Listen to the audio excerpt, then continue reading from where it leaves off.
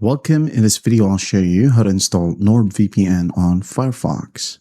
If you want to try NordVPN, you can use the link in the description or pinned comments to get an exclusive deal and discount for your VPN subscription. It is the easiest way to follow this tutorial and protect your devices with NordVPN today. Alright, so first up, go ahead and open up the Firefox browser. And then once you're in here, go to the top right, click on the three horizontal lines, and then you'll be able to see extensions and themes.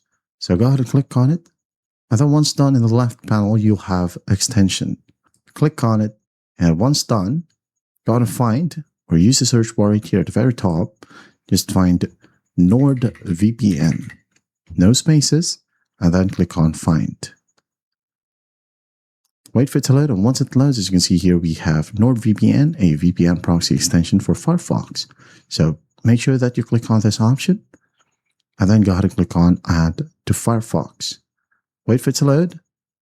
And once it loads, you can allow it to run in a private window. If not, just leave it. All right, so click on Add. And then pin extension to toolbar. Click on OK.